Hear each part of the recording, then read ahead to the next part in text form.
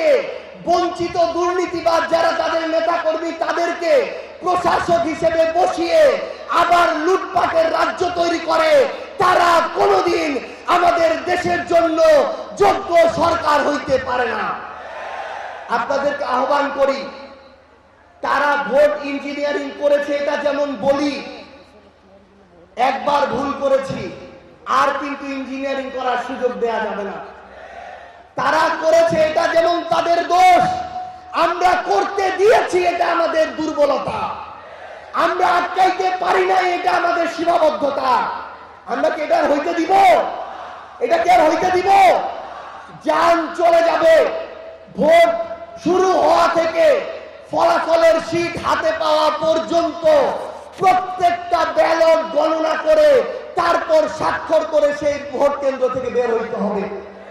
পরিশেষে আপনাদের মাধ্যমে বাংলাদেশের প্রশাসন থেকে শুরু করে সরকারি কর্মকর্তা কর্মচারী সবাইকে একটা আহ্বান জানাই, দয়া করে কোন দলের কর্মকর্তা কর্মচারী হবেন না, দয়া করে সরকারি দলের চাটুকার হবেন না, রাষ্ট্রের কর্মকর্তা কর্মচারী হন। তাহলেই বাংলাদেশ সামনে এগিয়ে যাবে, তাহলেই আমরা মুক্তি পাবো। অন্যথায় বাংলাদেশ যদি আবার পিছনে ফিরে যায়, 1 সাল থেকে 6 সালের দিকে ফিরে যায়, শুধু বিএনপি নয় পুরো বাংলাদেশের জন্য এটাতে ভুগতে হবে এবং আমি আপনি কেউ আমরা রেহাই পাবো না। এরপরে বিএনপি নাকি দেশের অর্থনীতি ঠিক করবে, খুবই ভালো কথা, কিন্তু তারা এমন একজন গভর্নরকে নিয়োগ দিয়েছে যেই গভর্নর তাদের জায়গা থেকে নিজেই একজন ঋণ খেলাপি, যেই গভর্নর একজন গার্মেন্টস ব্যবসায়ী, যেই গভর্নর তাদের দলীয় নির্বাচন পরিচালনা কমিটির একজন সদস্য, যেই গভর্নর নিজেই ঋণ খেলাপি, যে তার ব্যক্তিকে ঋণ থেকে মুক্ত করতে পারে না, সে আমার দেশকে কিভাবে মুক্ত করবে? তাহলে এই ধরনের দলীয় লোকদেরকে যারা নির্বাচনের পর ক্ষমতায় আসতে না আসতেই এই বিভিন্ন গুরুত্বপূর্ণ জায়গায় বসায়, তাদের দিয়ে দেশের উন্নতি কি সম্ভব? সম্ভব না। আপনাদেরকে আহ্বান করি, অনেক লম্বা কথা বলা যেত, শুধু এইটুকু আহ্বান করি, যারা এই নির্বাচনে বিজয় হওয়ার পরে স্থানীয় নির্বাচন দ্রুত না দিয়ে নিজেদের হারু যারা এমপি, তাহলে আপনারা আপনাদের প্রথম দফায় যে দিয়েছেন আপনারা সংবিধান সংস্কার কমিশন করবেন, সেই সংস্কারটা আপনারা কিভাবে করবেন এটা একটু বলে যান।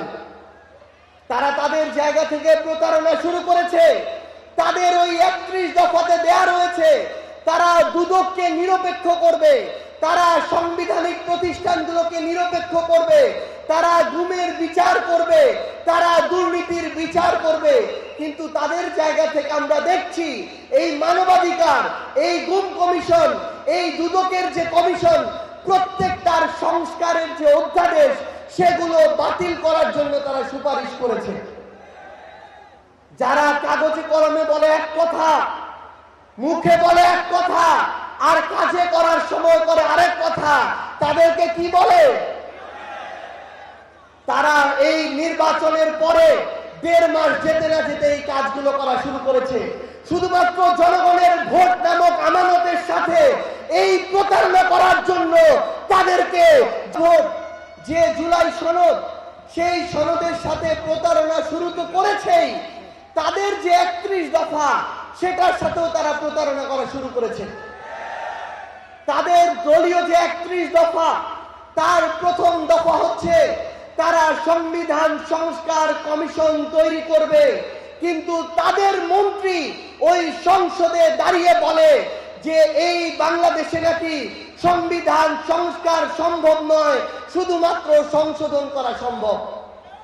তারা ভোট ইঞ্জিনিয়ারিং করেছে এটা যেমন বলি, একবার ভুল করেছি আর কিন্তু ইঞ্জিনিয়ারিং করার সুযোগ দেয়া যাবে না। তারা করেছে এটা যেমন তাদের দোষ, আমরা করতে দিয়েছি এটা আমাদের দুর্বলতা। আপনারা বিবেক বুদ্ধি দিয়ে বিচার করতে হবে। আমরা কোনো আবেগের কথা বলতে আসি নাই। আমরা চাই কিনা বাংলাদেশের বিশ্ববিদ্যালয় থেকে শুরু করে শিক্ষা প্রতিষ্ঠানগুলো বিশ্বের সেরা শিক্ষা প্রতিষ্ঠান হোক? আমরা চাই কিনা বিএনপি আসার পরপরই ঢাকা বিশ্ববিদ্যালয় থেকে শুরু করে সকল বিশ্ববিদ্যালয়ে তাদের দলীয় চাটুকারদেরকে বিশ্ববিদ্যালয়ের উপাচার্য হিসেবে নিয়োগ দেওয়া শুরু করেছে। এর মধ্য দিয়ে তারা বিশ্ববিদ্যালয়ের মান নষ্ট করে বিশ্ববিদ্যালয়ে রাজনীতিকে প্রাধান্য দিয়ে দেশের শিক্ষার মান ধ্বংস করার অপচেষ্টা শুরু করেছে। ওই শিক্ষকরা, উপাচার্যরা যতটা না শিক্ষা প্রতিষ্ঠানের জন্য কাজ করবে, তার চেয়ে বেশি দলকে সন্তুষ্ট করে কিভাবে পরে এমপি হওয়া যায় সেই তোষামোদি করা শুরু করবে।